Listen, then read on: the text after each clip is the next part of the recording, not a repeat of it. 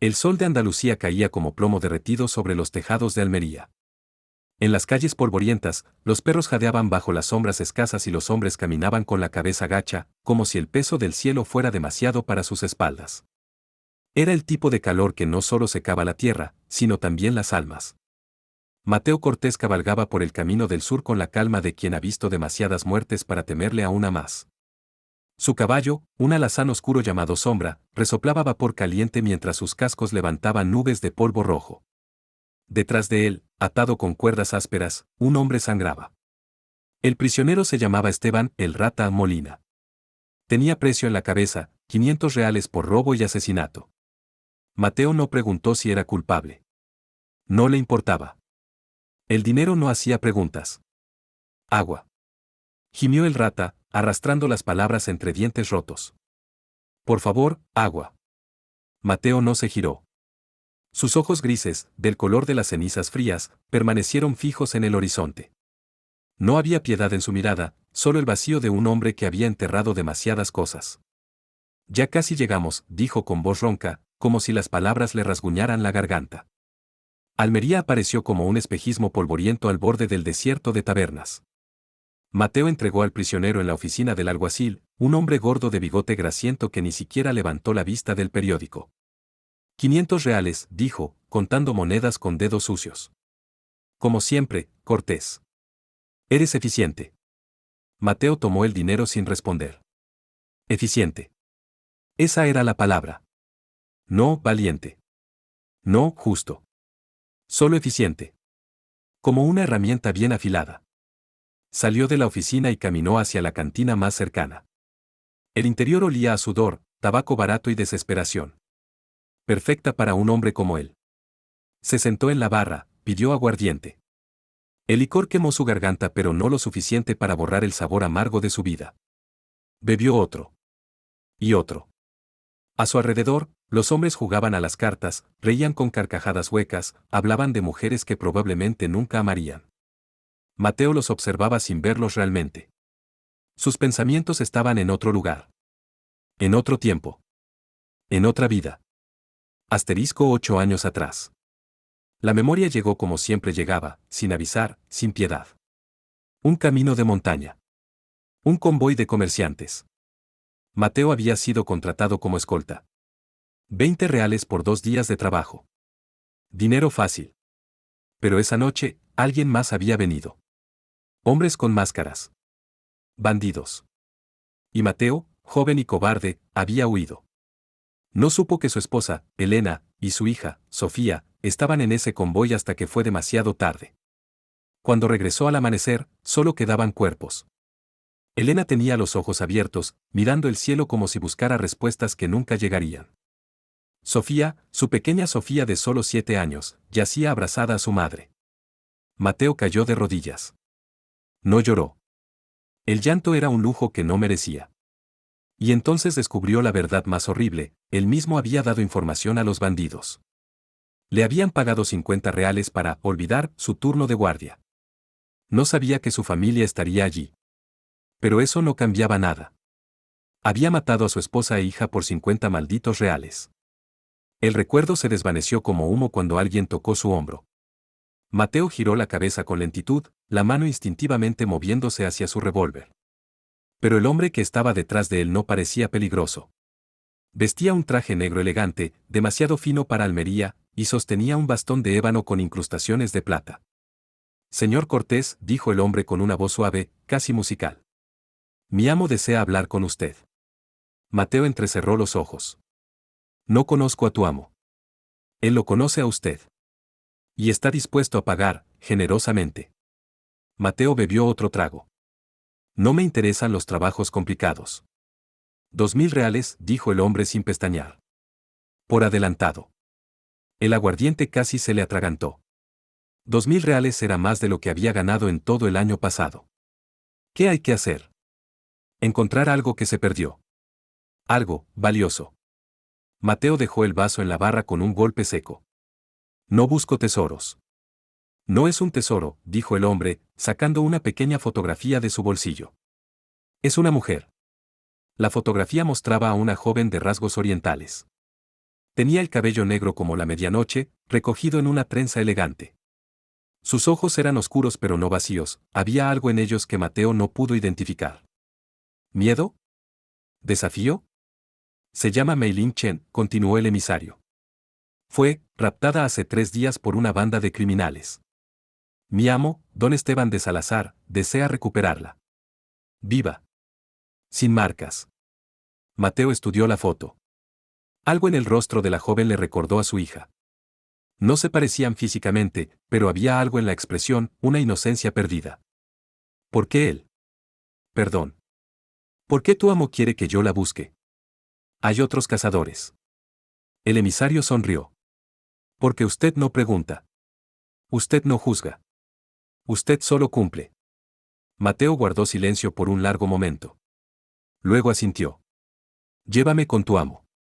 La hacienda de don Esteban de Salazar estaba en las afueras de Almería, rodeada de muros altos de piedra blanca y jardines que desafiaban la aridez del desierto. Era el tipo de riqueza que no se ganaba con trabajo honesto. Mateo fue guiado a través de pasillos alfombrados, pasando por habitaciones llenas de pinturas caras y muebles importados. Todo olía a dinero y secretos. Don Esteban lo esperaba en su estudio. Era un hombre de unos 60 años, con el cabello plateado peinado hacia atrás y bigote encerado. Vestía un traje de lino blanco inmaculado y sostenía un vaso de brandy francés. Sus ojos eran del color del hielo. Señor Cortés, dijo sin levantarse, como si Mateo fuera simplemente otra pieza de mobiliario. Me complace que haya aceptado mi oferta. Mateo permaneció de pie, el sombrero entre las manos. Hablemos claro. ¿Qué es esa mujer para usted?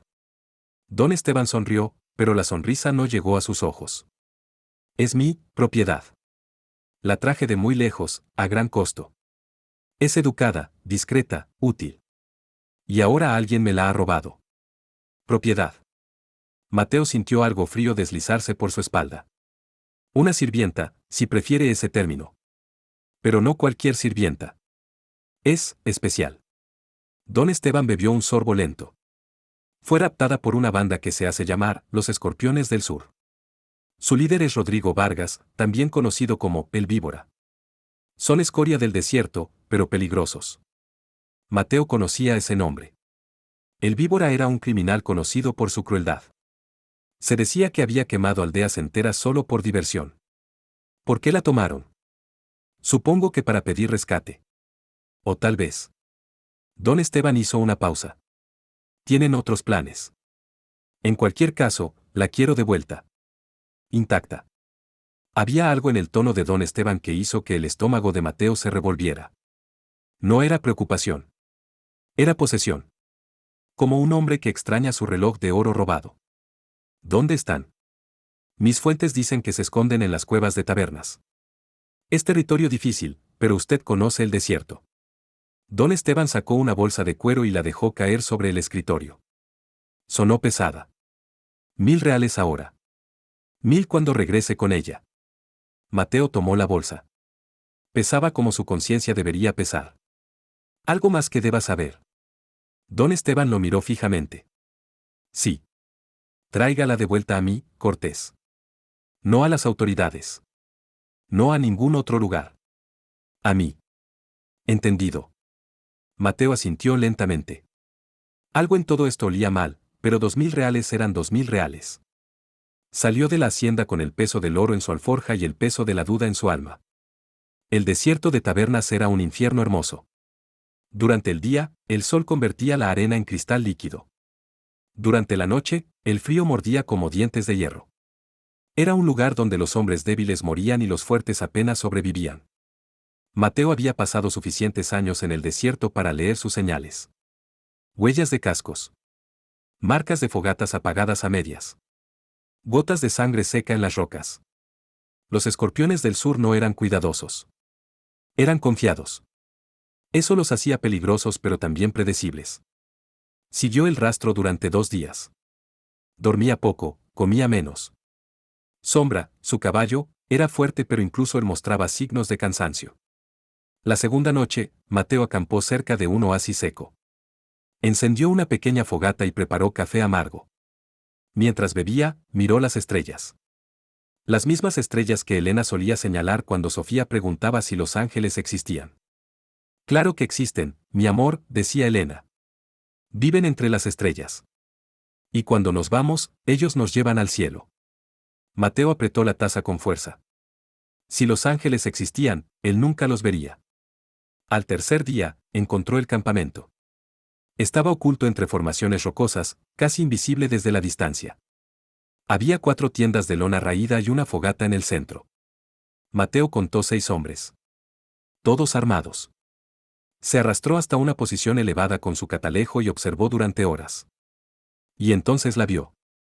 Mei Ling Chen estaba sentada cerca de una de las tiendas, las muñecas atadas con cuerdas. No lloraba. No suplicaba. Simplemente miraba el fuego con una calma que parecía imposible en su situación. Mateo estudió su rostro. La fotografía no le hacía justicia. Había algo en ella, una dignidad inquebrantable, incluso en cautiverio. Uno de los bandidos se acercó a ella con una cantimplora. Mei Ling bebió sin mirarlo. El hombre le dijo algo y ella no respondió. Él rió y se alejó. Mateo esperó hasta el anochecer. Mateo descendió de las rocas cuando la luna estaba alta. Se movía como una sombra, cada paso calculado, cada respiración controlada. Los años de cazar hombres le habían enseñado a ser fantasma. Rodeó el campamento, eliminando a los guardias uno por uno. El primero murió con un cuchillo en la garganta antes de poder gritar. El segundo recibió una bala silenciada en el cráneo. Cuando llegó a la tienda donde estaba Mei Ling, solo quedaban 2 bandidos junto al fuego. Mateo irrumpió desde la oscuridad. Su revólver tronó 2 veces. Los hombres cayeron antes de entender qué sucedía. Silencio. Mateo entró en la tienda. Mei Ling lo miraba sin sorpresa, como si hubiera estado esperándolo. ¿Don Esteban te envió?, preguntó con voz tranquila, en español perfecto pero con un leve acento. Mateo cortó sus ataduras con su cuchillo. Sí. Entonces cometiste un error.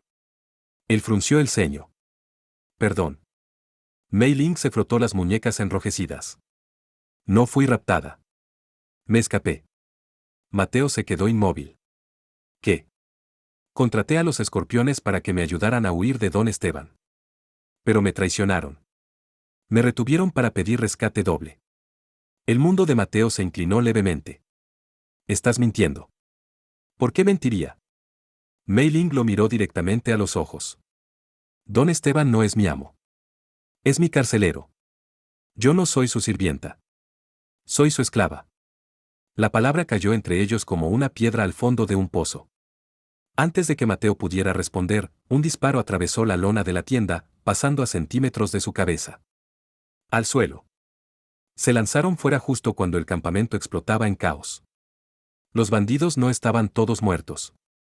Había refuerzos ocultos en las cuevas cercanas. Mateo disparó mientras corría, cubriendo a Mei Ling. Ella se movía rápido, sin pánico, como alguien acostumbrado a sobrevivir. Llegaron a sombra. Mateo la subió primero, luego montó detrás de ella. El caballo galopó hacia la noche mientras las balas silbaban a su alrededor. Cabalgaron durante horas sin detenerse. Cuando finalmente Sombra no pudo más, Mateo encontró refugio en una iglesia abandonada en medio de la nada. El techo estaba medio derrumbado, las paredes agrietadas, pero ofrecía protección. Desmontó y ayudó a Mei Ling a bajar. Ella se tambaleó ligeramente pero no cayó. «Estás herida», dijo Mateo, notando sangre en su brazo. «Es solo un rasguño». «Déjame ver». Mei Ling lo miró con desconfianza pero extendió el brazo. Mateo limpió la herida con agua de su cantimplora y la vendó con un trozo de tela limpia. Sus manos eran ásperas, curtidas por años de violencia, pero se movían con cuidado. Como si temiera romperla. «Gracias», murmuró ella. Mateo no respondió. Se alejó y se sentó contra una pared, revisando su revólver. El silencio se extendió entre ellos, pesado y denso. Finalmente, Mei Ling habló. «¿Vas a llevarme de vuelta con él?» Mateo no levantó la vista. «Me pagó para eso». «¿Y si te dijera lo que realmente es?» «Lo que me hace. No es mi problema». «No». Mei Ling se acercó lentamente. «Entonces, ¿qué te hace diferente de los hombres que acabas de matar?» Mateo apretó la mandíbula. «Yo no secuestro mujeres». «No». Solo las devuelves a sus carceleros. Las palabras cortaron más profundo que cualquier cuchillo. Mateo levantó la vista. Por primera vez, realmente la miró. No como una misión. No como dinero. Sino como una persona. ¿Qué te hizo? Mei Ling se sentó frente a él, abrazando sus rodillas. La luz de la luna entraba por el techo roto, iluminando su rostro. Mi padre era comerciante. Vino a España desde China cuando yo era niña. Éramos felices, hasta que él se endeudó con las personas equivocadas. Cuando no pudo pagar, lo mataron. Y a mí me vendieron. Su voz era tranquila, como si estuviera hablando del clima. Don Esteban me compró hace 3 años. Al principio, pensé que solo quería una sirvienta. Pero pronto entendí, no soy una sirvienta. Soy un trofeo. Una posesión. Me viste para sus fiestas. Me hace bailar. Me exhibe como arte. Hizo una pausa. Nunca me ha tocado. No de esa manera. Pero solo porque sabe que eso me rompería, y me quiere rota pero funcional. Me quiere sabiendo que no tengo escape. Que puedo hacerlo cuando quiera. Mateo sintió algo oscuro y furioso crecer en su pecho. Hay otras, continuó Mei Ling. Otras mujeres. Algunas de Asia, otras de África, de Europa del Este. Todas compradas. Todas encerradas en diferentes haciendas. Todas silenciadas. ¿Por qué no fuiste a las autoridades? Mei Ling rió sin humor. ¿Las autoridades? Don Esteban era funcionario del gobierno.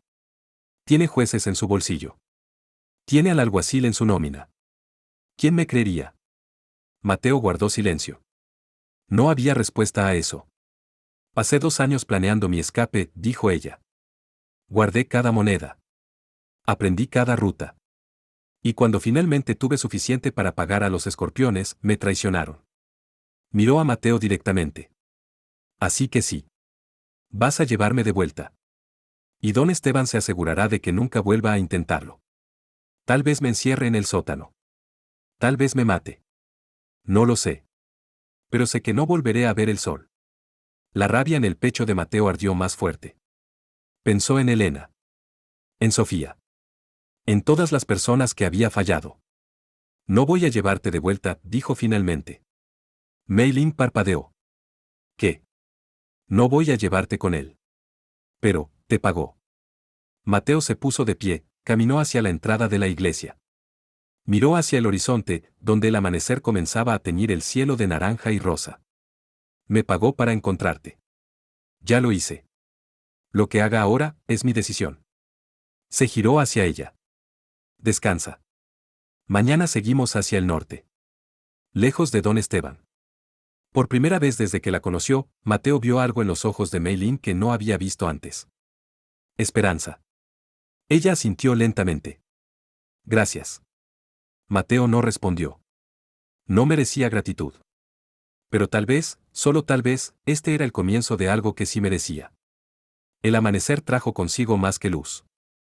Mateo despertó al sonido de cascos en la distancia. Se levantó de un salto, revólver en mano, y miró por una grieta en la pared. 6 jinetes. Todos armados. Y al frente, montado en un caballo negro, un hombre con un poncho oscuro cruzado por cartucheras. Maldición, susurró Mateo. ¿Qué pasa? Mei Ling estaba despierta, alerta. Nos encontraron. Los escorpiones. O la gente de don Esteban. No importa. Tenemos que irnos. Ahora. Recogieron sus cosas rápidamente. Mateo ayudó a Mei Ling a montar a Sombra, luego él subió detrás de ella. Salieron por la parte trasera de la iglesia justo cuando los jinetes llegaban al frente. Allí, gritó uno de ellos. El sonido de disparos estalló detrás de ellos. Las balas silbaban cerca, demasiado cerca. Mateo esposó a Sombra, el caballo respondió con todo lo que tenía. Pero eran 6 contra 1. Y Sombra llevaba doble carga. Mateo giró en la montura y disparó 2 veces. Uno de los perseguidores cayó de su caballo. Los demás no se detuvieron. Agáchate, gritó a Mei Ling. Ella se inclinó hacia adelante, pegándose al cuello de Sombra. Mateo la cubrió con su cuerpo mientras disparaba por encima de ella. El terreno se volvió rocoso. Bueno. Las rocas ofrecían ventaja. Mateo dirigió a Sombra hacia un desfiladero estrecho. Los perseguidores tuvieron que reducir la velocidad, obligados a ir en fila india. Error. Mateo desmontó rápidamente, ayudó a Mei Ling a esconderse detrás de una roca grande, y luego tomó posición elevada con su rifle. El primer jinete que entró al desfiladero recibió una bala en el pecho. Cayó de espaldas, muerto antes de tocar el suelo. El segundo intentó retroceder pero su caballo resbaló en la grava. Mateo no perdió la oportunidad. Otro disparo. Otro cuerpo. Los 4 restantes se refugiaron detrás de rocas. Comenzó un intercambio de disparos. Mateo recargó con calma. Sus manos no temblaban. Nunca temblaban cuando sostenía un arma. ¿Quiénes son?, gritó hacia los atacantes. Hombres de Don Esteban, respondió una voz. Entrega a la mujer y te dejaremos ir. No. Eres un hombre muerto, Cortés. Ya lo estoy. Mateo esperó. La paciencia era su mejor arma. Uno de los hombres cometió el error de asomar la cabeza. El rifle de Mateo rugió. El hombre gritó y cayó, agarrándose el hombro. 3 quedaban. Pero entonces escuchó algo que heló su sangre. Cascos. Más cascos. Venían refuerzos. Mei Ling dijo sin apartar la vista de los atacantes. Cuando yo diga, corres hacia Sombra. No miras atrás. Entendido. ¿Y tú? Yo los retendré. No. No te dejaré morir por mí. Mateo giró la cabeza y la miró. Sus ojos grises se encontraron con los ojos oscuros de ella. No voy a morir. Pero necesito que confíes en mí. Mei Ling vaciló, luego asintió. Ahora. Corre. Ella se levantó y corrió. Mateo disparó 3 veces en rápida sucesión, cubriendo su huida. Las balas enemigas rebotaban cerca de él, astillando piedra. Mei Ling llegó a Sombra, montó. Mateo retrocedió, disparando. Alcanzó al caballo justo cuando los refuerzos llegaban al desfiladero. Galoparon hacia el desierto abierto. Detrás de ellos, los gritos de furia y los disparos se desvanecieron en la distancia. Esa noche, acamparon en una cueva poco profunda.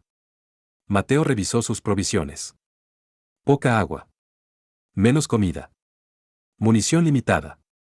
Tenemos que encontrar un pueblo, dijo. O no sobreviviremos. Mei Ling asintió. Estaba sentada con las piernas cruzadas, mirando el fuego pequeño que habían encendido. ¿Por qué lo hiciste?, preguntó de repente. ¿Qué? Cambiar de opinión. Rechazar el dinero de Don Esteban. Mateo guardó silencio por un largo momento. Luego, sin mirarla, habló. Hace 8 años, dejé morir a mi esposa y mi hija porque elegí dinero sobre ellas. No volveré a cometer ese error. Mei Ling lo miró con ojos suaves.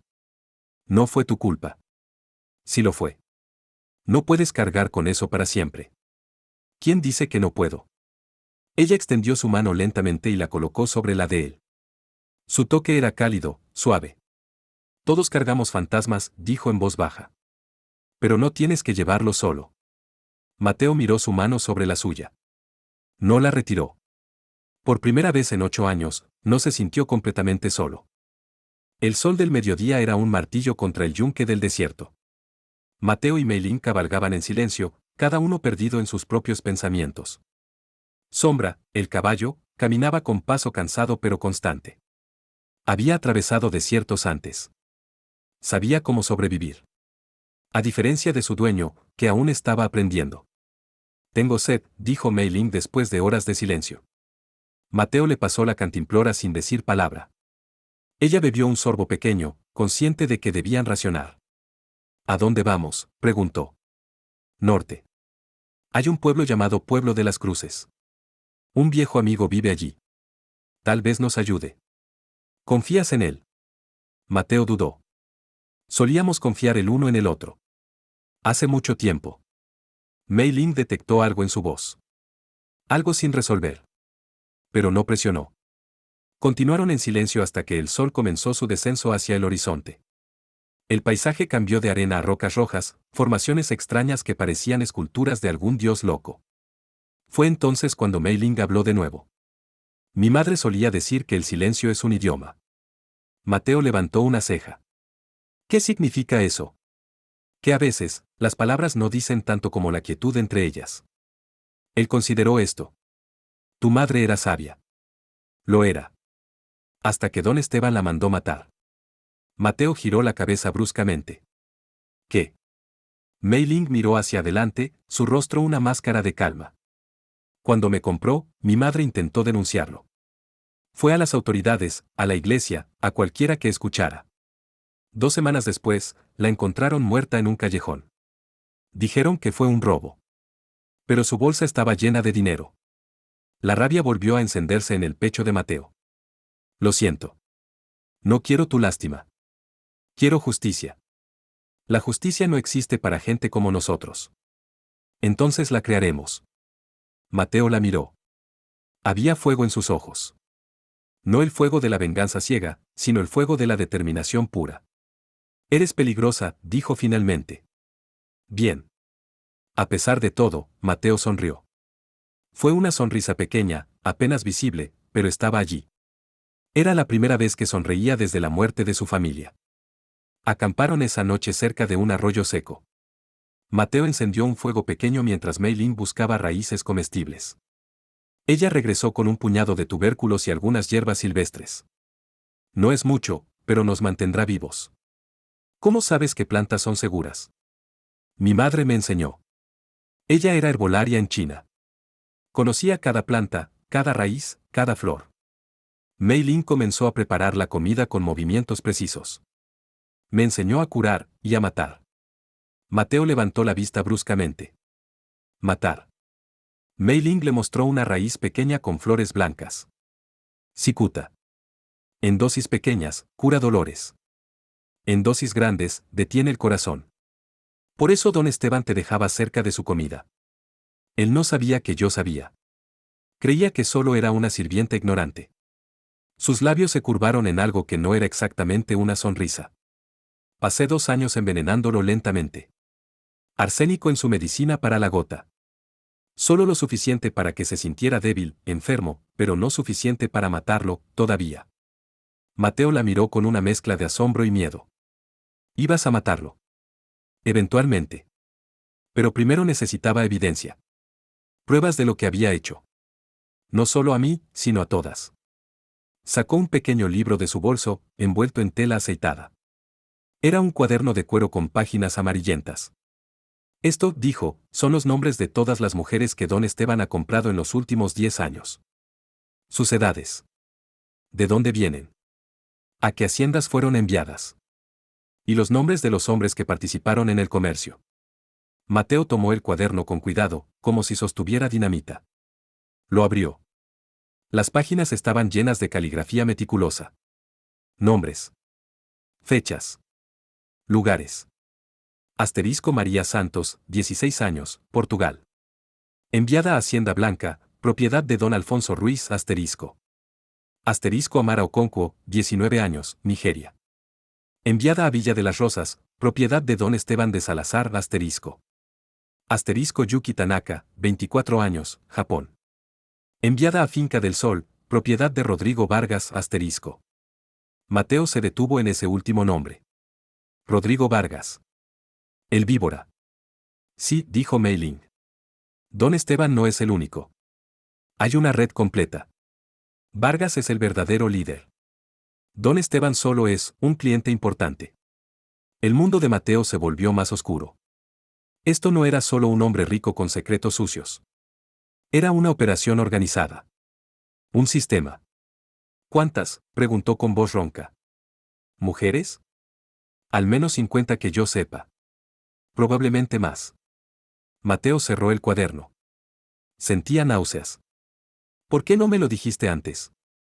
Porque necesitaba saber si podía confiar en ti. Muchos hombres dicen que quieren ayudar. Pero cuando ven la verdad completa, se van. Mateo la miró directamente a los ojos. No me iré. ¿Lo prometes? Lo prometo. Mei Ling asintió lentamente.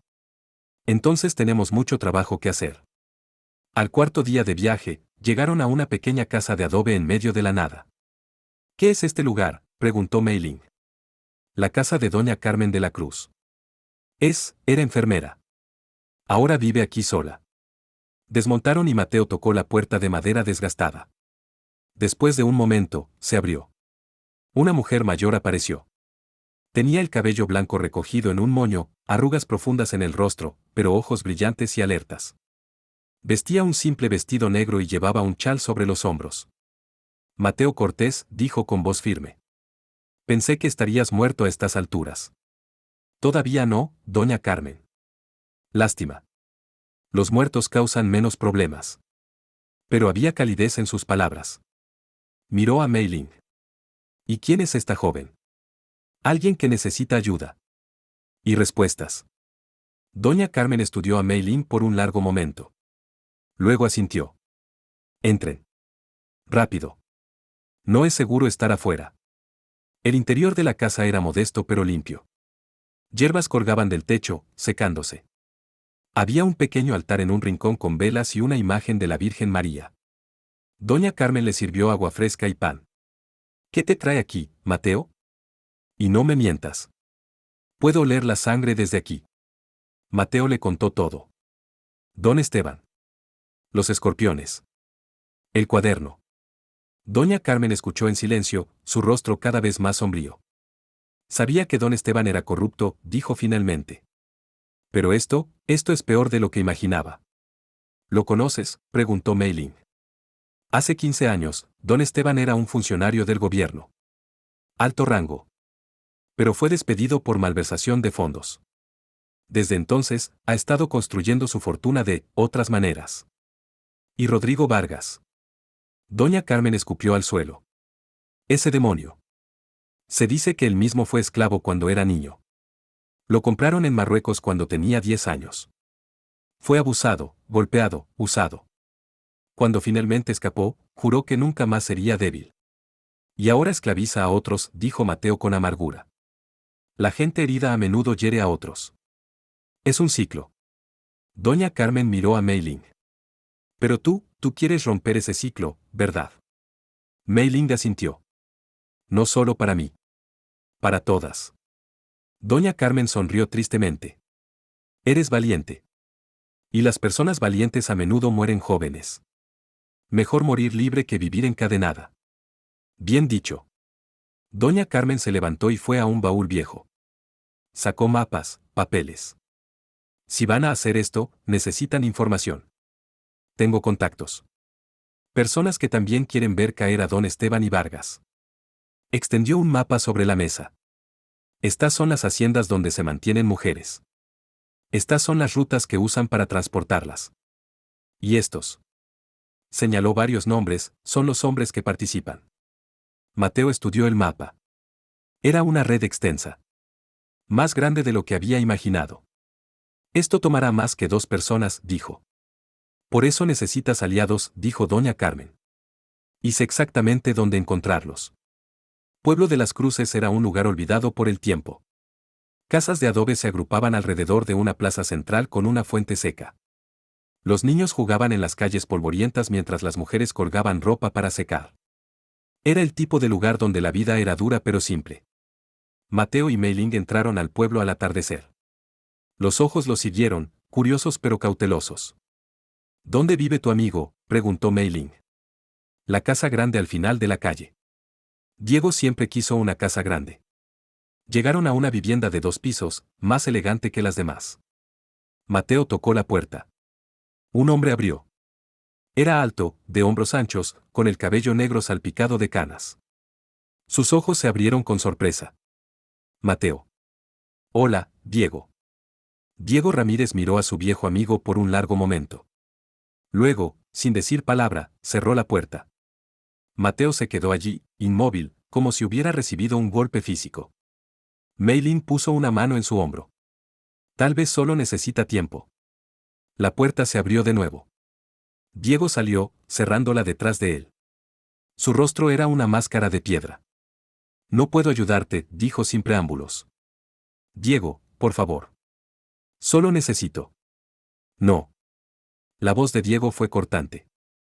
Tengo esposa. Tengo hijos. Tengo una vida. Y no voy a arriesgarla por ti. Esto no es por mí. Es por ella. Y por 50 mujeres más. Diego miró a Mei Ling brevemente, luego apartó la vista. No es mi problema. No es tu problema. Mateo dio un paso adelante. ¿Qué te pasó, hermano? Tú solías luchar por lo correcto. Crecí. Maduré. Aprendí que luchar solo te mata. Entonces te has vuelto cobarde. Los ojos de Diego se encendieron. Cuida tus palabras, Mateo. ¿O qué? Me cerrarás la puerta en la cara otra vez. Se miraron en silencio, años de amistad colgando entre ellos como un puente roto. Finalmente, Diego habló en voz baja. Vete. Y no vuelvas. Entró a su casa y cerró la puerta. Esta vez no volvió a abrirse. Mateo y Mei Ling acamparon fuera del pueblo esa noche. Mateo no habló. Se sentó mirando el fuego, su rostro tallado en sombras. Mei Ling se sentó a su lado. No dijo nada al principio. A veces, el silencio era suficiente. Después de una hora, Mateo habló. Diego y yo luchamos juntos en la guerra carlista. Salvé su vida 3 veces. Él salvó la mía 2. Éramos hermanos. No por sangre, sino por elección. Hizo una pausa. Cuando perdí a mi familia, él fue el único que vino al funeral. El único que se quedó después. ¿Y ahora? Tiene miedo, dijo Mei Ling suavemente. No de morir. De perder lo que tiene. Eso no es excusa. No. Pero es humano. Mateo la miró. ¿Cómo puedes ser tan comprensiva después de todo lo que has sufrido? Porque el odio solo engendra más odio. Y ya hay suficiente odio en este mundo. Mateo no tenía respuesta para eso. Se quedaron sentados en silencio, mirando las estrellas. En algún lugar de la distancia, un coyote aulló. No durmieron mucho esa noche. Al amanecer, se prepararon para partir. Pero antes de que pudieran montar, escucharon gritos. Venían del pueblo. Mateo y Mei Ling corrieron hacia el sonido. Llegaron a la plaza central para encontrar caos. Hombres armados a caballo atravesaban las calles. No eran del pueblo. Eran forasteros. Mercenarios. Y estaban buscando algo. Busquen en cada casa, gritó uno de ellos. Don Esteban quiere a la mujer china viva. Mateo maldijo. Los habían encontrado. Tenemos que irnos, dijo Mei Ling. No. Estas personas no tienen nada que ver con esto. Mateo. Pero él ya estaba caminando hacia la plaza, su revólver en la mano. Gritó. Aquí estoy. El que buscan. Los mercenarios se giraron. 6 hombres. Todos armados. El líder, un hombre con una cicatriz que le cruzaba la cara, sonrió. Mateo Cortés. Don Esteban pagará bien por tu cabeza. Vengan a buscarla. Todo pasó en segundos. El líder fue a por su arma. Mateo fue más rápido. Su disparo alcanzó al hombre en el pecho, enviándolo hacia atrás. Los demás mercenarios abrieron fuego. Mateo se lanzó detrás de la fuente mientras las balas astillaban piedra. Mei Ling, en lugar de huir, recogió el rifle del mercenario caído. Disparó, alcanzando a otro en el hombro. Pensé que no sabías disparar, gritó Mateo. Mentí. A pesar de la situación, Mateo casi sonrió. Pero eran 2 contra 5. Y los mercenarios estaban tomando posiciones. Entonces, las ventanas del pueblo se abrieron. Y los aldeanos comenzaron a disparar. Mateo miró con asombro. Los hombres del pueblo, armados con viejos mosquetes y escopetas de caza, disparaban contra los mercenarios. Y al frente de ellos, con un rifle en mano, estaba Diego Ramírez. Nadie ataca mi pueblo, rugió Diego. La batalla fue breve pero intensa. Los mercenarios, superados en número y sorprendidos, fueron derrotados. Los que sobrevivieron huyeron. Cuando el polvo se asentó, Diego caminó hacia Mateo. Soy un idiota, dijo sin preámbulo. Sí, lo eres. Diego extendió su mano. Perdóname, hermano. Mateo miró la mano. Luego la estrechó. Ya estás perdonado. Entonces déjame ayudarte. De verdad esta vez. ¿Estás seguro? Esto es peligroso. Diego sonrió. Lo mejor siempre lo es. Esa noche, Mateo, Mei Ling y Diego se reunieron en la casa de este último. La esposa de Diego, una mujer llamada Rosa, le sirvió comida caliente. Sus 2 hijos, un niño y una niña, miraban a Mateo con admiración. ¿Es verdad que has matado a 100 hombres?, preguntó el niño. Javier, no hagas esas preguntas, lo reprendió Rosa. Mateo se arrodilló frente al niño. No he matado a 100. Y cada vez que tengo que matar a alguien, una parte de mí también muere. El niño parpadeó. Entonces, ¿por qué lo haces? Porque a veces, para proteger lo bueno, tienes que enfrentar lo malo. El niño consideró esto, luego asintió solemnemente. Más tarde, después de que los niños se fueran a dormir, los adultos hablaron. Diego estudió el mapa que doña Carmen había proporcionado. Esto es enorme. Más grande de lo que pensaba. Por eso necesitamos más ayuda, dijo Mei Ling. No podemos hacerlo solos.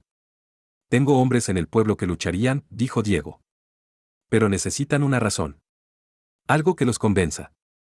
La verdad, dijo Mateo. Déjalos ver el cuaderno. Déjalos saber lo que está pasando. Diego asintió. Lo haré. Pero tomará tiempo. No tenemos mucho tiempo, dijo Mei Ling. Don Esteban sabrá que estamos aquí. Enviará más hombres. Entonces nos preparamos para ellos. Hablaron durante horas, planeando, estrategizando. Cuando finalmente terminaron, era casi medianoche. Mei Ling se retiró a la habitación de invitados. Mateo se quedó afuera, mirando las estrellas. Diego se unió a él. No puedes dormir. Nunca puedo. Se quedaron en silencio por un momento. Siento lo de antes, dijo Diego. Cuando cerré la puerta. Fue. Cobarde. Ya lo dijiste. No. Fue miedo. Miedo real. Rosa está embarazada de nuevo. Los niños son jóvenes. Pensé que si me involucraba, los perdería. Mateo lo miró. ¿Y ahora? Ahora me di cuenta de que si no hago nada, ¿qué tipo de mundo les dejo? Un mundo donde hombres como Don Esteban y Vargas hacen lo que quieren sin consecuencias. No. Exacto. Diego puso una mano en el hombro de Mateo. Además, eres mi hermano. Y los hermanos no se abandonan. Mateo sintió algo cálido en su pecho. No lo reconoció al principio. Luego se dio cuenta de lo que era. Esperanza. Esa misma noche, Mateo tuvo una pesadilla. Estaba de vuelta en el camino de montaña. Veía el convoy. Veía a los bandidos atacar. Veía a Elena caer. A Sofía gritar. Pero esta vez, en lugar de huir, corría hacia ellas. Corría y corría, pero nunca las alcanzaba. Siempre estaban justo fuera de su alcance. Papá, gritaba Sofía. Ayúdanos. Voy, gritaba él. Ya voy. Pero sus piernas no se movían lo suficientemente rápido. Y entonces Elena se giraba hacia él. Nos dejaste morir, decía con voz hueca. Nos dejaste morir por dinero. No. Lo siento. Lo siento mucho. Demasiado tarde. Siempre demasiado tarde. Mateo gritó. Y despertó. Estaba empapado en sudor, respirando pesadamente. La habitación estaba oscura. Silenciosa. Pero entonces escuchó pasos suaves. La puerta se abrió. Mei Ling entró, sosteniendo una vela. Te escuché gritar. Mateo se pasó una mano por el rostro. Solo una pesadilla. Ella se sentó en el borde de la cama. ¿Quieres hablar de eso? No hay nada que decir. Mateo. Él la miró. Y por primera vez desde que la conoció, las palabras simplemente salieron. Fue mi culpa. Les di información a los bandidos. Acepté dinero para olvidar mi turno de guardia. No sabía que Elena y Sofía estarían allí, pero eso no importa. Las maté por 50 reales. Mei Ling no dijo nada al principio. Luego, suavemente, tomó su mano. No las mataste. Los bandidos lo hicieron. Yo los dejé. Eras joven. Asustado. Cometiste un error terrible. Pero no eres el mismo hombre. ¿Cómo lo sabes? Porque ese hombre me habría entregado a don Esteban sin pensarlo 2 veces. Pero tú me salvaste. Me protegiste. Renunciaste a 2000 reales por mí. Mateo sintió lágrimas ardiendo en sus ojos. No había llorado desde el funeral. No merezco perdón. Tal vez no. Pero mereces la oportunidad de hacer las cosas bien. Las lágrimas cayeron entonces. Silenciosas. Calientes. Mei Ling lo abrazó. No dijo nada más. Solo lo sostuvo mientras él lloraba por primera vez en 8 años. Y en ese abrazo, Mateo sintió algo que no había sentido desde la muerte de Elena. Paz. Pequeña. Frágil. Pero real. Al día siguiente, Diego reunió a los hombres del pueblo. Eran 30 en total. Campesinos, herreros, carpinteros. Ninguno era soldado profesional. Pero todos tenían algo en común. Estaban cansados de vivir con miedo. Diego les mostró el cuaderno de Mei Ling. Les explicó la verdad sobre Don Esteban y Rodrigo Vargas. Los hombres escucharon en silencio. Algunos se veían enojados. Otros asustados. Pero todos entendían. No puedo obligarlos a luchar, dijo Diego. Esto es peligroso. Algunos de nosotros moriremos.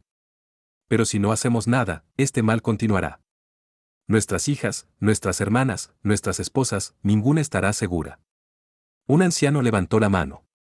¿Y qué propones? Vamos a las haciendas. Liberamos a las mujeres. Recopilamos evidencia. Y llevamos todo a las autoridades correctas. ¿Y si las autoridades están corruptas? Entonces las haremos responsables también. Hubo murmullos. Luego, un joven dio un paso adelante. Yo lucharé. Otro hombre se unió. Y yo. Uno por uno, todos los hombres dieron un paso adelante. Diego miró a Mateo y sonrió. Parece que tenemos un ejército. Esa noche, mientras se preparaban, llegó un mensajero. Era un niño del pueblo vecino, corriendo como si lo persiguiera el diablo. Viene gente. Muchos hombres armados. Vienen hacia aquí. Mateo maldijo. ¿Cuántos? No sé. ¿20? 30. Diego miró a Mateo. Tenemos que evacuar el pueblo. No. Mateo sacó su revólver. Si huimos ahora, nos perseguirán para siempre. Es hora de plantarnos. Mateo, somos campesinos con escopetas viejas. Ellos son mercenarios profesionales. Entonces usaremos nuestras cabezas en lugar de nuestras armas. Mateo miró el terreno. Este pueblo tiene calles estrechas. Casas de adobe gruesas. Podemos convertirlo en una fortaleza. Diego pensó por un momento. Luego asintió. De acuerdo. Pero las mujeres y los niños van a las cuevas del norte. Hecho. Trabajaron rápidamente. Las mujeres y los niños fueron evacuados. Los hombres tomaron posiciones en techos, ventanas, detrás de barriles y carros. Mei Ling se negó a irse. No soy una damita indefensa, dijo, cargando un rifle. Sé luchar. Mateo no discutió. Ya había aprendido que discutir con ella era inútil. Los atacantes llegaron al anochecer. Eran 22 hombres a caballo, bien armados. A la cabeza venía un hombre que Mateo reconoció de inmediato. Miguel el Tuerto. El teniente de Rodrigo Vargas. Mateo Cortés, gritó Miguel. Entrega a la mujer y tal vez dejemos que tu pueblito sobreviva. Vete al infierno, gritó Diego desde un techo. Miguel rió. Como quieras. Hizo una señal y sus hombres cargaron. Pero no llegaron lejos. Los aldeanos habían cavado zanjas ocultas en la entrada del pueblo. 3 caballos cayeron, arrojando a sus jinetes. Luego comenzaron los disparos.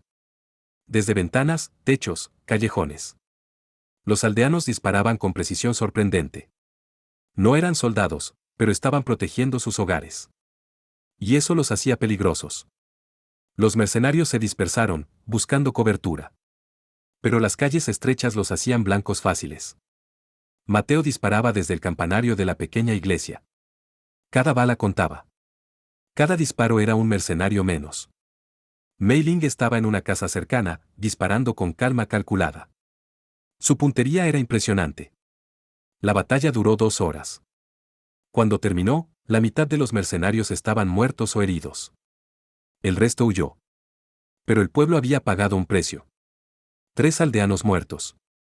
7 heridos. Diego se arrodilló junto al cuerpo de uno de sus vecinos. Era un hombre joven, casado hacía solo un año. Lo siento, susurró. Mateo puso una mano en su hombro. Murió protegiendo lo que amaba. No hay muerte más honorable. Diego asintió, lágrimas en sus ojos. Esa noche, mientras enterraban a los muertos, capturaron a uno de los mercenarios heridos. Era Miguel el Tuerto. Lo ataron a una silla en el granero. Mateo entró solo. Miguel escupió sangre. Matarme no cambiará nada. No voy a matarte. Todavía. Mateo se arrodilló frente a él. Voy a hacerte preguntas. Y vas a responder. No soy un soplón. Mateo sonrió sin humor. Eso veremos. Pasó la siguiente hora interrogándolo.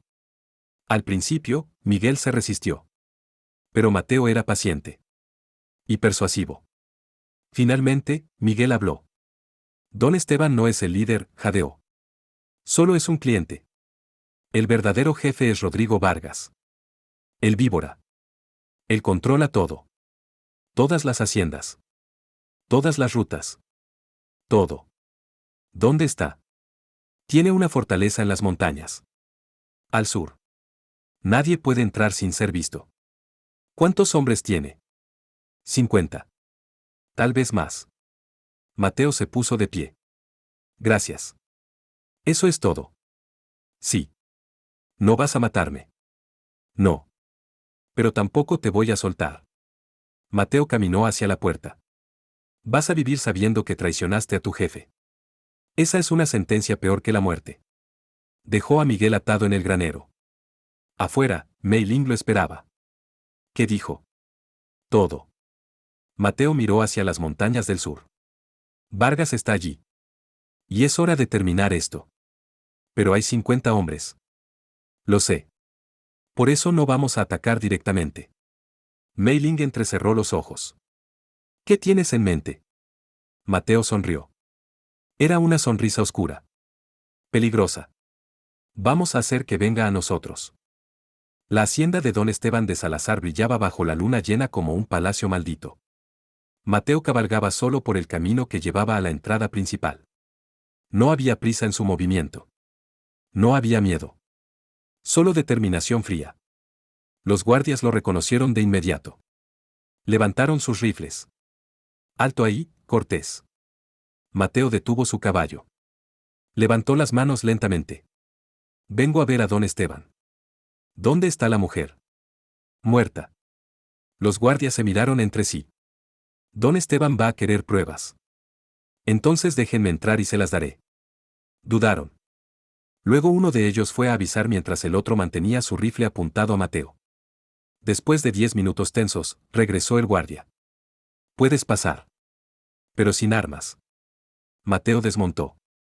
Lentamente, se quitó su revólver y su cuchillo. Los dejó en el suelo. Los guardias lo cachearon para asegurarse de que no ocultaba nada más. Satisfechos, lo escoltaron dentro. Don Esteban lo esperaba en su estudio, igual que la primera vez. Pero ahora su rostro estaba pálido, demacrado. Los 2 años de envenenamiento lento de Mei Ling habían pasado factura. Cortés, dijo con voz débil. Me decepciona. ¿Por qué? Porque pagué por un trabajo bien hecho. Y traes noticias de muerte. Mateo se quedó de pie, las manos a los lados. Los escorpiones la mataron antes de que pudiera rescatarla. Murió hace 3 días. ¿Y el cuerpo? Lo dejé en el desierto. No tenía forma de traerlo. Don Esteban bebió su brandy lentamente. Estudió a Mateo con ojos fríos. No te creo. No me importa si me crees. Entonces, ¿por qué estás aquí? Para darte una oportunidad. Don Esteban se rió, pero la risa se convirtió en tos. ¿Una oportunidad? ¿De qué? De entregarte. De confesar tus crímenes. De dejar ir a las mujeres que tienes prisioneras. Los ojos de don Esteban se entrecerraron. ¿De qué estás hablando? Sé todo sobre tu red de tráfico. Sé sobre Rodrigo Vargas. Sé sobre las 50 mujeres. Tengo pruebas. Nombres. Lugares. Fechas. Don Esteban se puso de pie lentamente. Si tuvieras pruebas, ya habrías ido a las autoridades. Las autoridades están corruptas. Pero hay otras maneras de lograr justicia. ¿Cómo qué? Mateo sonrió. El pueblo. Afuera, en la oscuridad, las antorchas comenzaron a aparecer. Decenas. Cientos. Don Esteban corrió a la ventana. Su rostro palideció aún más. Una multitud rodeaba su hacienda. Campesinos de Pueblo de las Cruces y de pueblos vecinos. Todos armados. Todos furiosos. Y al frente, sosteniendo una antorcha, estaba Mei Ling Chen. ¡Viva! Sorprendido, dijo Mateo con voz suave. Don Esteban se giró hacia él, la cara contorsionada de rabia. La trajiste aquí. La pusiste en peligro. No. Ella se puso en peligro sola. Porque es valiente. Algo que tú nunca entenderías. Don Esteban fue hacia su escritorio, buscando un arma. Pero Mateo fue más rápido. Lo empujó contra la pared, inmovilizándolo. Se acabó, dijo Mateo. Tu imperio de esclavos. Tu red. Todo. Yo soy Don Esteban de Salazar.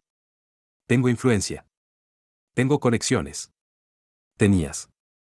Ahora solo tienes enemigos. Afuera, la multitud comenzó a gritar. Justicia. Justicia. La puerta del estudio se abrió de golpe. Diego entró con varios hombres. La hacienda está rodeada, informó. Los guardias se rindieron. Don Esteban miró a su alrededor, desesperado. Esto es ilegal. No pueden entrar así. Ilegal. Una voz femenina. Mei Ling entraba, acompañada de 3 mujeres más. Cómo comprar personas. Cómo mantenerlas prisioneras. Cómo asesinar a sus familiares. Las 3 mujeres con ella eran Isabella, Amara y Yuki. Las otras esclavas de Don Esteban. Isabella, la mujer de Sicilia, dio un paso adelante. Yo vine aquí hace 4 años. Me prometieron trabajo. En cambio, me encerraron. Amara, de Etiopía, continuó. Intenté escapar 2 veces. Me rompieron el brazo como castigo. Yuki, de Japón, habló en voz baja. Mi hermana estaba conmigo. Ella, no sobrevivió. Don Esteban negó con la cabeza. Mentiras. Todas ustedes son mentirosas. En serio. Mei Ling sacó el cuaderno. Entonces explica esto. Tu letra. Tus registros. Cada transacción documentada. Lo arrojó a sus pies. Las páginas se abrieron, mostrando la evidencia de años de crímenes. Don Esteban se derrumbó. Literalmente. Sus piernas se dieron y cayó al suelo. No, no pueden hacer esto. Ya lo hicimos, dijo Mateo. Lo que sucedió esa noche se convirtió en leyenda. No hubo violencia. No hubo venganza ciega. En cambio, hubo orden. Diego y los hombres del pueblo tomaron control de la hacienda. Liberaron a todas las mujeres que encontraron escondidas en el sótano. 12 en total. Todas en diversas condiciones de trauma. Doña Carmen, que había viajado con la multitud, comenzó a atender a las mujeres inmediatamente. No solo sus heridas físicas, sino también las emocionales. Están a salvo ahora, les decía una y otra vez. Nadie les hará daño nunca más. Don Esteban fue atado y puesto bajo vigilancia. Varios hombres del pueblo se turnaban para guardarlo. Mateo y Mei Ling revisaron todos los documentos de la hacienda. Encontraron más evidencia. Cartas. Contratos. Dinero en efectivo escondido. Esto es suficiente para hundirlo, dijo Mei Ling. Y a muchos otros. Pero falta el más grande, dijo Mateo. Rodrigo Vargas.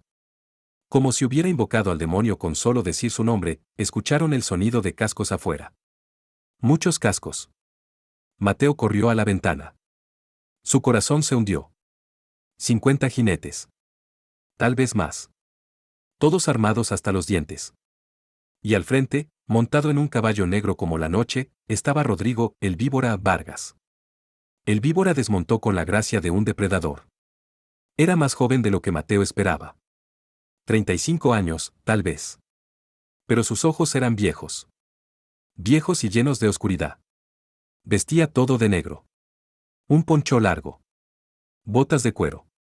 Y 2 pistolas en su cintura, con mangos de marfil. Mateo Cortés dijo con voz suave, casi musical. He oído hablar de ti. El cazador sin alma. El hombre que camina con la muerte. Mateo salió de la hacienda. Diego intentó detenerlo, pero él lo apartó. Esto es entre él y yo. Caminó hacia el víbora.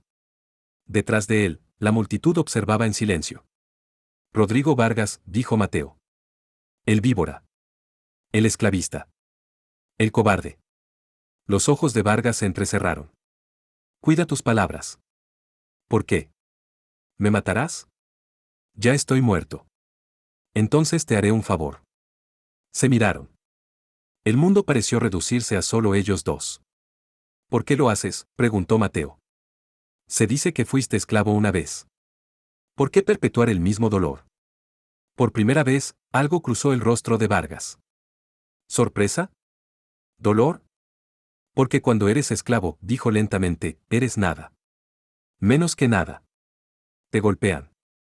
Te usan. Te rompen. Y juras que si alguna vez escapas, nunca volverás a ser débil. Así que te convertiste en el monstruo que te creó. Me convertí en el amo.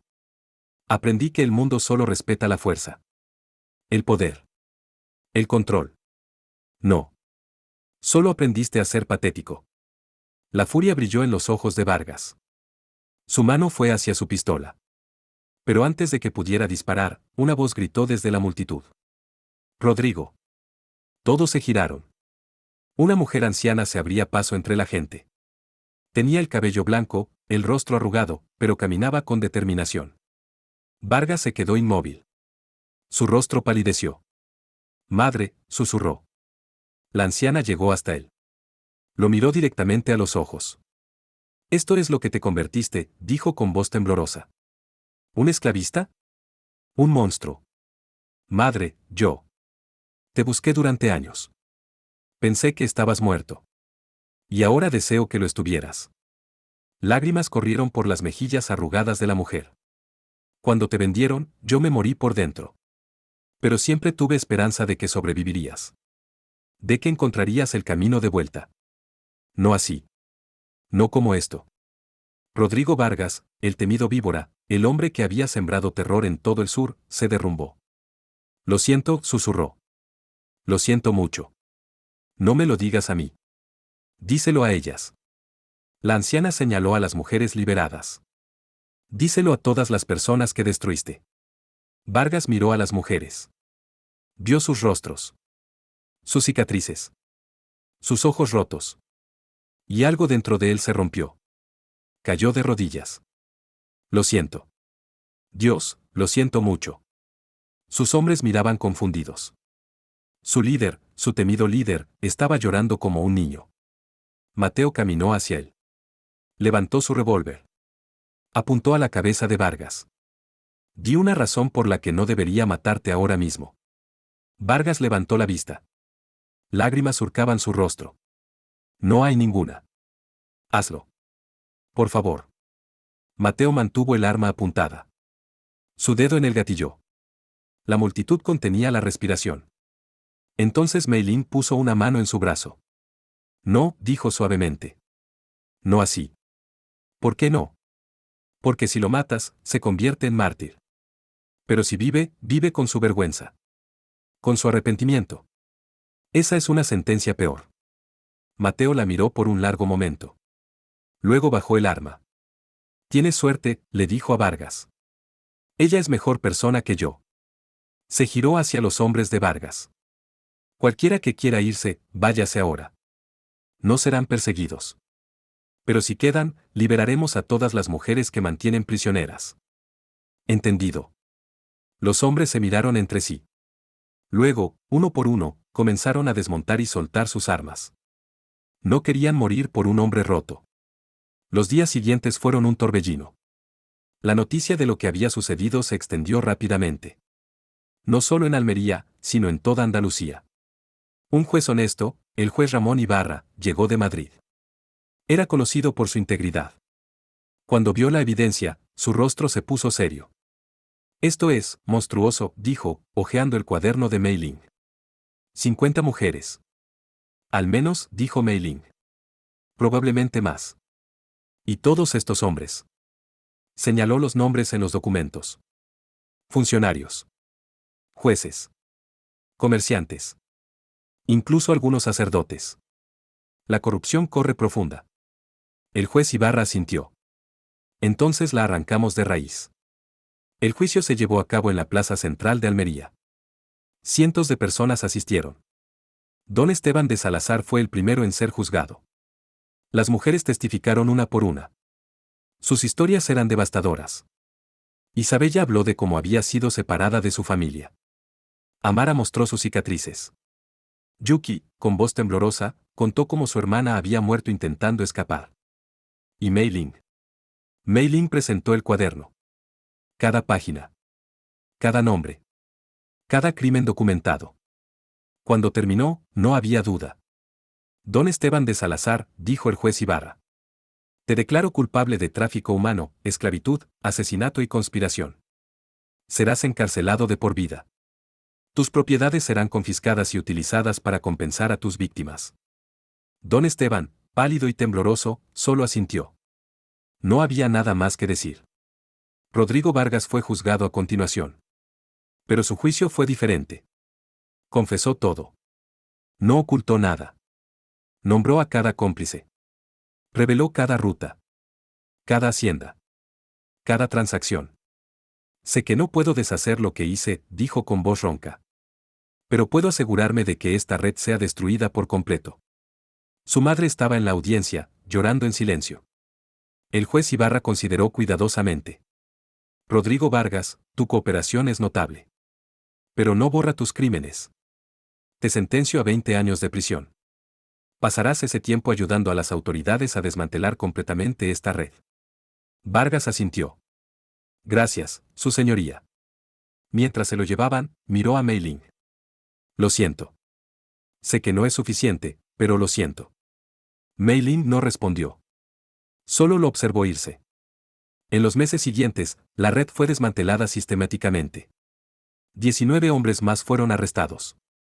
8 jueces corruptos fueron destituidos. 3 sacerdotes fueron excomulgados. Las mujeres liberadas recibieron ayuda. Algunas eligieron regresar a sus países de origen. Otras decidieron quedarse en España, comenzar de nuevo. Isabella abrió un pequeño café en Almería. Cada noche, cantaba canciones de Sicilia. Su voz era hermosa, llena de dolor pero también de esperanza. Amara se convirtió en herrera. Enseñaba a niños del pueblo, dándoles un oficio. Nadie debería sentirse indefenso, decía. Yuki abrió un pequeño estudio de arte. Sus pinturas, oscuras pero hermosas, se vendían en toda la región. Cada una contaba una historia de supervivencia. La hacienda de Don Esteban fue convertida en un centro comunitario.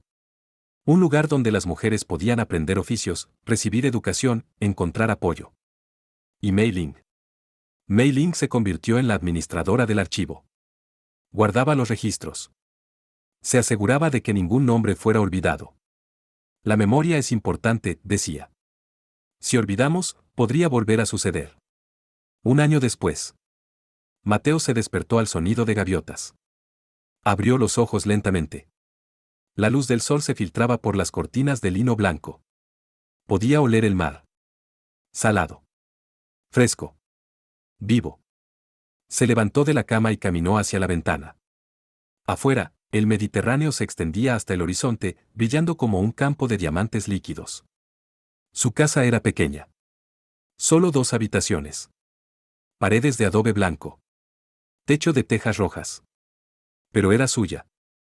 Y era suficiente. Salió al jardín. Había naranjos y olivos. Un pequeño huerto de vegetales. Mei Ling había insistido en plantar hierbas medicinales también. Nunca sabes cuándo las necesitarás, había dicho. Ella estaba allí ahora, regando las plantas.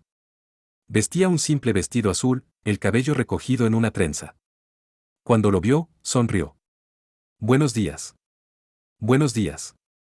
Se acercó a él, poniéndose de puntillas para besarlo suavemente. Era un beso cálido. Familiar. Lleno de amor ganado con dificultad. ¿Dormiste bien?, preguntó ella. Sin pesadillas. Bueno. Habían pasado 6 meses desde la última pesadilla de Mateo. 6 meses de paz. No era mucho en el gran esquema de las cosas, pero para él era un milagro.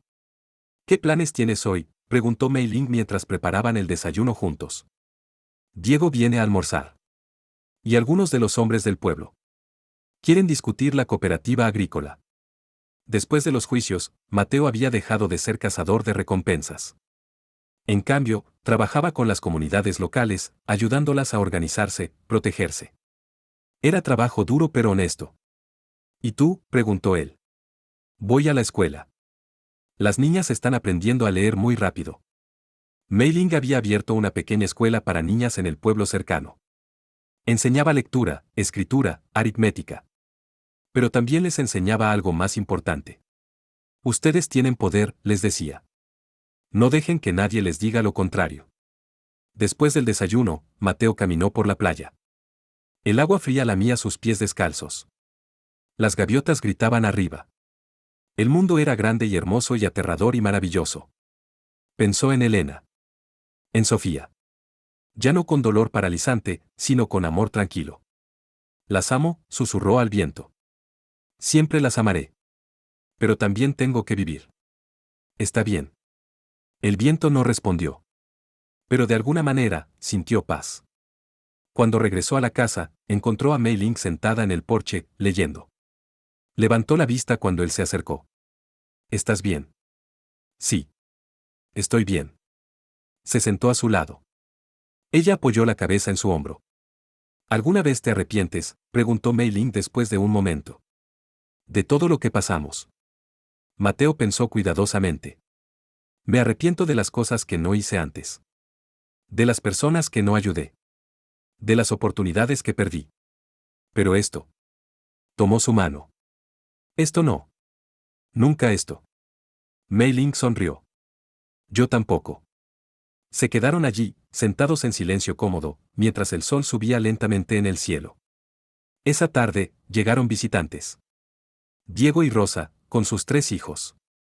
El más joven, una niña de apenas 6 meses, dormía en los brazos de Rosa. Tío Mateo, gritó Javier, el hijo mayor, corriendo hacia él. Mateo lo levantó y lo hizo girar. El niño rió. ¿Cómo está mi sobrino favorito? Soy tu único sobrino. Entonces definitivamente eres mi favorito. Comieron juntos bajo un naranjo. Pescado fresco, pan casero, aceitunas, queso. Simple pero delicioso. Hablaron de cosas cotidianas. La cooperativa. Las cosechas. Los chismes del pueblo. Cosas normales. Aburridas. Perfectas. Después de comer, mientras los niños jugaban, Diego y Mateo caminaron por el jardín. ¿Feliz?, preguntó Diego. Más de lo que merezco. Tonterías. Mereces todo esto y más. Se detuvieron bajo un olivo viejo. Diego miró a su amigo. Sabes, cuando éramos jóvenes, solía pensar que la felicidad era victoria. Gloria. Reconocimiento. ¿Y ahora? Ahora sé que la felicidad es esto. Amigos. Familia. Paz. Diego puso una mano en el hombro de Mateo. Estoy orgulloso de ti, hermano. Mateo sintió un nudo en la garganta. Gracias. Al anochecer, después de que los invitados se fueran, Mateo y Mei Ling se sentaron en el porche. El sol se hundía en el Mediterráneo, pintando el cielo de naranjas y rosas y púrpuras. Es hermoso, susurró Mei Ling. Lo es. Mateo. Sí. Hay algo que necesito decirte. Él la miró. Había algo en su voz. Algo nervioso. Feliz. Mei Ling tomó su mano y la colocó sobre su vientre. Vamos a tener un bebé. El mundo se detuvo. Mateo la miró, ojos muy abiertos. ¿Qué? Estoy embarazada. De 3 meses.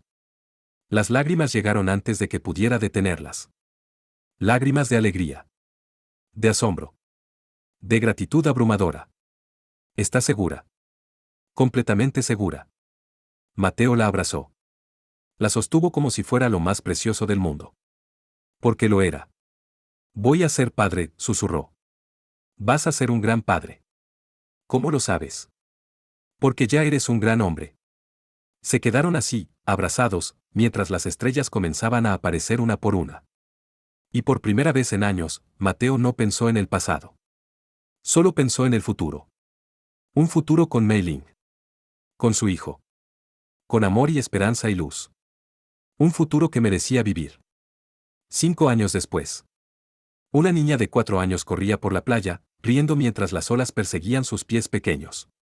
Tenía el cabello negro de su madre y los ojos grises de su padre. Se llamaba Elena. En honor a la abuela que nunca conocería. Mateo la observaba desde la arena, una sonrisa en su rostro. Mei Ling estaba a su lado, una mano protectora sobre su vientre. Estaban esperando otro bebé. Un niño esta vez. Papá. Mira, gritó Elena, levantando una concha. Es hermosa, cariño. Diego y su familia también estaban allí. Los niños jugaban juntos, sus risas llenando el aire. Isabella pasó, saludando con la mano. Iba camino a su café. Amara la acompañaba, hablando animadamente sobre un nuevo proyecto de herrería. Yuki estaba más allá en la playa, pintando el atardecer. Sus obras ahora se exhibían en galerías de Madrid. Todas habían encontrado sus caminos. Todas habían encontrado paz. Esa noche, después de acostar a Elena, Mateo se sentó en su escritorio. Sacó una hoja de papel en blanco. Durante mucho tiempo, solo la miró. Luego comenzó a escribir. Asterisco querida Elena, querida Sofía. Asterisco sé que no pueden leer esto. Sé que nunca lo leerán. Pero necesito escribirlo de todos modos, asterisco. Asterisco les fallé. Los fallé de la peor manera posible. Y he cargado con esa culpa cada día desde entonces, asterisco. Asterisco, pero algo cambió. Conocí a alguien que me enseñó que el perdón es posible. Que la redención no es solo un sueño. Que incluso los hombres rotos pueden ser reparados, asterisco. Asterisco, no puedo deshacer el pasado. Nunca podré. Pero puedo honrar su memoria viviendo mejor. Siendo mejor, asterisco. Asterisco, tengo una hija ahora. Le puse tu nombre, Elena. Cada vez que la miro, veo tu luz. Y juro que la protegeré. Que nunca le fallaré como les fallé a ustedes, asterisco. Asterisco, las amo. Siempre las amaré.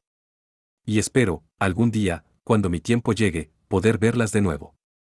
Y espero que puedan perdonarme, asterisco. Asterisco, hasta entonces, viviré. Viviré por ustedes. Viviré por mí. Viviré por todos los que necesitan que alguien se levante, asterisco. Asterisco, con amor eterno. Asterisco, Mateo. Dobló la carta cuidadosamente. La guardó en un sobre. Y la colocó en una caja especial donde guardaba recuerdos. Cuando se giró, Mei Ling estaba en la puerta. ¿Estás bien?, preguntó. Sí. Estoy bien. Ella caminó hacia él, lo abrazó. Las honras cada día, dijo suavemente. Con cada decisión correcta. Con cada persona que ayudas. Con el amor que le das a nuestra hija. Espero que sea suficiente. Lo es. Créeme. Lo es. Salieron juntos al porche. La luna brillaba sobre el mar, un camino de plata líquida. ¿Sabes qué día es mañana?, preguntó Mei Ling. No. El aniversario. Hace 5 años que nos conocimos. Mateo sonrió. El mejor día de mi vida. Mejor que el día que nació Elena. Está empatado. Ella rió. Aceptable. Se sentaron en la mecedora que Mateo había construido. Se mecieron suavemente, en silencio cómodo. Mateo, dijo Mei Ling después de un rato. Sí. Gracias. ¿Por qué? Por salvarme. Por creer en mí. Por construir esta vida conmigo. Él tomó su mano. Tú me salvaste a mí, Mei Ling. Más de lo que nunca sabrás. Se besaron suavemente bajo las estrellas. Y en algún lugar, entre el sonido de las olas y el viento nocturno, había paz. No la paz de un mundo perfecto. Sino la paz de personas rotas que encontraron la manera de sanar juntas. Y eso, al final, era más que suficiente. Si alguna vez sienten el silencio del desierto, o el crujido de una mecedora bajo la luna, tal vez sea Mateo afilando su cuchillo. O Mei Ling escribiendo en su diario. O Elena riendo mientras persigue las olas. Porque las buenas historias nunca realmente terminan. Viven en los corazones de quienes las escuchan. Y esta historia, la historia de un hombre roto que encontró redención, de una mujer esclavizada que encontró libertad, y de un amor que sanó heridas que parecían imposibles de curar. Esta historia es eterna. Gracias por cabalgar conmigo hasta el final. Nos veremos en la próxima ruta, bajo otro cielo, en otra historia. Aquí en las narraciones que transportan.